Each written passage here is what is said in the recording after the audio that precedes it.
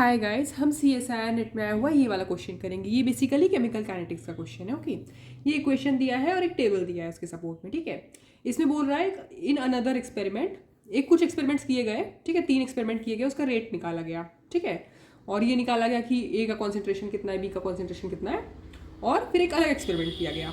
Okay, उसमें क्या है, उसमें हम लोग का स्टार्टिंग कंसेंट्रेशन था ए का 0.5 मोलर, बी का 1 मोलर और 300 केल्विन पे ये टेम्परेचर दिया है, मतलब कांस्टेंट टेम्परेचर बता रहा है। Find the rate of reaction after 50 minute, 50 minutes बाद हमको रेट ऑफ रिएक्शन निकालना है फ्रॉम स्टार्ट ऑफ एक्सपेरिमेंट।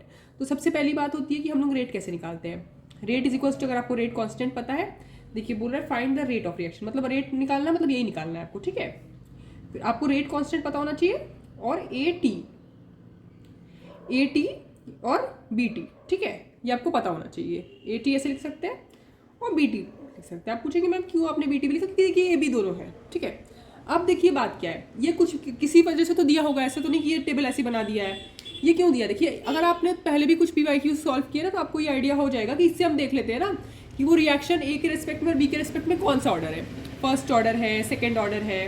क्योंकि देखिए अभी तो हमने यहाँ पे कोई कॉन्सेंट्रेशन टर्म नहीं पावर में दिया है ना। अब देखिए अगर यहाँ पे पता चलता है कि एलिमेंट्री रिएक्शन है तो हम लोग ए को सोचिए 1 देते, बी के ऊपर स्क्वायर लगाते, उसका तो कोफिशिएंट सेम होता है। पर अभी कुछ नहीं पता, हमने कुछ नहीं लगाया, हमने बस जनरल फॉर्मूला लिखा है। ठीक है, अब बात है कि हमको ये बोल रहा है, मतलब इस हिसाब से हम देख लेंगे कि रेट क्या है, मतलब फर्स्ट ऑर्डर है कि सेकेंड ऑर्डर है, इस तरह से निकाल लेंगे। तो अब ध्यान से देखिए, एक तो देखिए टी हाफ और ए नॉट वाला फॉर्मूला होता है ना, जो ऐसे होता है T half is inversely proportional to 1 upon A naught N -1, initial concentration और टी हाफ, वो लंबा पड़ जाएगा। अगर आप देख रहे हैं तो इससे आसानी से निकाल सकते हैं। कैसे, देखिए अब आप देखिए बी कौन से, यहाँ पे देखिए 0.01 है, 0.01 है, बी कांस्टेंट हो रहा है। तो 1 और 2 एक्सपेरिमेंट का देखिए, अगर इसका कॉन्सेंट्रेशन ए का डबल कर रहे हैं ना तो रेट डबल हो रहा है। देखिए 6.930 इंटू 10⁻⁻6 है, इसको डबल करेंगे तो 1.386 इंटू 10⁻⁵ आएगा। आप करके देख सकते हैं, 3 2 6 देखिए समझना, 3 2 6 9 2 18 1, ओके 1.386। ओके, तो आप क्या समझ गए इससे कि इसको डबल करने से ये डबल हो रहा है। फर्स्ट ऑर्डर मतलब ए के रेस्पेक्ट में ये फर्स्ट ऑर्डर है, आप ये समझ गए। तो ए के रेस्पेक्ट में फर्स्ट ऑर्डर इतना लिख लिया। बी के रेस्पेक्ट में पता करना है ना, इसका तो हमें पावर चाहिए ही होगा, क्योंकि एलिमेंट्री मेंशन नहीं है तो इसको डाल नहीं सकते हैं पावर में। एलिमेंट्री मेंशन होता तो बात अलग होता, देखता नहीं, पर फिर ये टेबल ही क्यों देते वो। अब देखिए यहाँ देखिए, ये देखिए इसमें 2 और 3 में ये कांस्टेंट है, ये डबल हो रहा है। ठीक है, इसके डबल होने से इस पर कोई फर्क नहीं पड़ा। आप ध्यान दीजिए, ये डबल हो रहा है, इसे कोई फर्क नहीं पड़ा, वैसा रह रहा है। ऐसा कब होता है, जीरो ऑर्डर, जब डिपेंडेंसी नहीं है, कंसेंट्रेशन को कुछ भी करो रेट में फर्क नहीं पड़ रहा है। ठीक है, जीरो ऑर्डर। तो इससे देखिए बहुत आसान हो गया, ये हट गया, बी रेस्ट बस जीरो क्या होता है 1 होता है, हट गया। तो अब हमें लोड कम हो गया थोड़ा, रेट इज इक्वल्स टू के। अब हमें रेट कांस्टेंट पता चल गया और के का जो, अरे ए का पावर 1 है। अब ए का कंसेंट्रेशन हमें कब चाहिए ना, टाइम टी पे चाहिए। ठीक है, अब चलिए आगे पढ़ते हैं। Find the rate of reaction after 50 minute. अच्छा, ये एक तो पता चल गया कि फर्स्ट ऑर्डर है ना, सबसे बड़ी बात है कि 1 के रेस्पेक्ट में तो फर्स्ट ऑर्डर है, तो फॉर्मूला तो फर्स्ट ऑर्डर का रहेगा। अब बोल रहा है another experiment this starting with, देखिए अब बी के बात ही नहीं, हमको बी से मतलब नहीं रहा। एक्सपेरिमेंट स्टार्टिंग विद दिस 0.5 हमारा ए था, 1 मोलर बी था। ठीक है, अब बी से मतलब ही नहीं है, क्या करेंगे, बी को तो जीरो हो रहा है।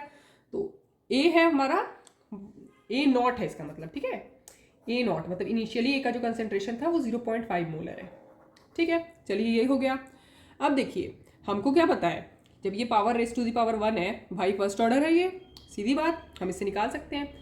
क्या करेंगे, देखिए के टी इज इक्वल्स टू 2.303, या फिर इसको नीचे भी करते हैं, इसको ऐसे लिखते हैं बेटर होगा, अपॉन टी। ऐसे हमें आदत है इसलिए वैसे लिख रहे हैं, वरना आप वैसे भी लिख सकते थे, ए नॉट अपॉन ए टी। हमें क्या करना है भाई, हमें ए टी निकालना है।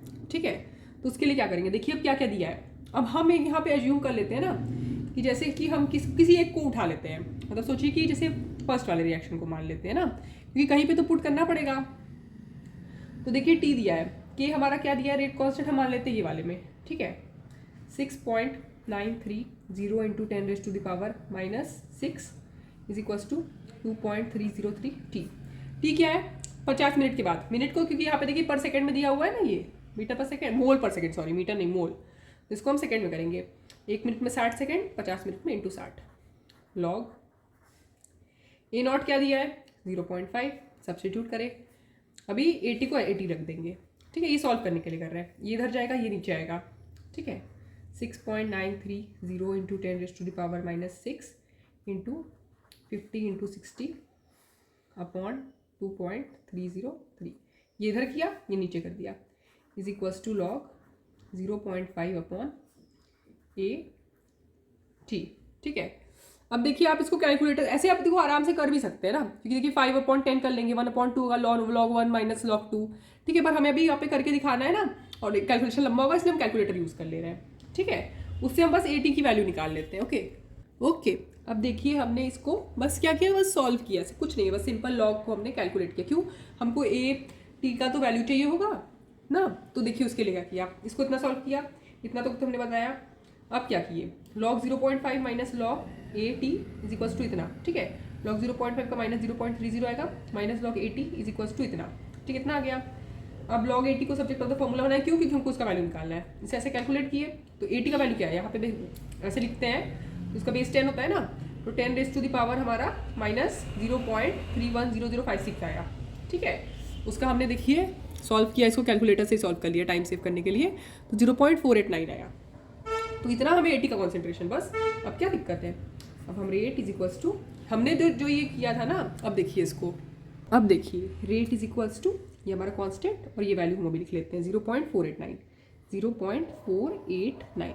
अभी भी एक दिक्कत है कि ये तो हम निकाल लेंगे, यही हमें निकालना है। ठीक है, ये सही हो गया। अब के, हमें तो अभी रेट कांस्टेंट का वैल्यू नहीं पता, या तो इनिशियल रेट है, रेट कांस्टेंट नहीं है, तो इसको यूज़ करके रेट निकालेंगे। देखिए कैसे, ये तो हमारा जनरल फॉर्मूला था, रेट इज इक्वल, हमें रेट कांस्टेंट अब निकालना है। ये वाले को अभी हम सस्पेंड कर रहे हैं ना, इसको हम लास्ट में सॉल्व करेंगे। रेट इज इक्वल टू अभी जो पता है उससे निकाले, तो हमने ये इक्वेशन निकाला था कि रेट इज इक्वल टू के रेज टू द पावर हमारा ए, सोचिए ए रेज टू द पावर 1। ठीक है, इसको पहले लिख लेते हैं ऐसे ताकि कोई गड़बड़ ना हो जाए। इसको अगर हम लोग पुट कर रहे हैं सोचिए, तो रेट हम 0.930 into 10 raise to the power minus 6 is equals to K. ठीक है, ए का कॉन्सेंट्रेशन 1 के पावर के टर्म्स में। ठीक है, क्योंकि ये रेट तो उसी टर्म्स में है ना, ये कॉन्सेंट्रेशन जो इसको लगाना पड़ेगा, और हमें इससे पता चल गया ना क्या फ़र्क है, मतलब फर्स्ट ऑर्डर है। तो इसको देखिए बहुत ध्यान से, 0, क्योंकि इधर गलत हो गया तो पूरा गड़बड़ हो जाएगा। 0.01 है ये। ठीक है, पावर 1 है, कोई दिक्कत ही नहीं है। तो के मतलब रेट कांस्टेंट निकल गया यहाँ से। देखिए अब हम यहाँ पे इतना यूनिट नहीं देख रहे हैं, क्योंकि ये मोलर में है, ये हमारा सेकेंड में है। टाइम वाला तो हम पहले ही काम कर चुके हैं ना, तो मुश्किल वाला चीज़ खत्म हो गया। 10 raise to the power minus 6 upon ये 0.01। ठीक है, ये हमारा के का वैल्यू आ गया। अब जब हमारा के का वैल्यू है तो इस इक्वेशन में पुट करना है, के को इंटू 489 से कर देते हैं, 6.93 into 10 raise to the power minus 6 upon 0.01। यहाँ तक अपना के हो गया, इसको ब्लॉक में कर दिया ताकि कन्फ्यूजन ना हो, इंटू 0.489। बस इसे कैलकुलेट करके देख लेते हैं क्या आता है। अब देखिए बस हमने इसको सॉल्व किया तो हमारा आंसर ये आ गया। देखिए बस हमने वो इक्वेशन सॉल्व किया, तो देखिए क्या होगा इसका answer, 3.3 into 10 raise to the minus 4। Option में देखते हैं नियरेस्ट आंसर, क्योंकि हमने थोड़ा सा ना राउंड ऑफ किया है। तो देखिए 3 वाले में या तो देखिए आसपास यही सब आ सकता है, तो 3.3 समथिंग है हमारा into 10 raise to the minus 4। अब ऐसा तो नहीं है ना कि पावर भी डिफरेंट है, पावर तो सेम है। 3.3 into 10 raise to the power minus 4 होगा ना। देखिए 1 2 3 4 हुआ, तो हम ये इसको मार्क कर देंगे।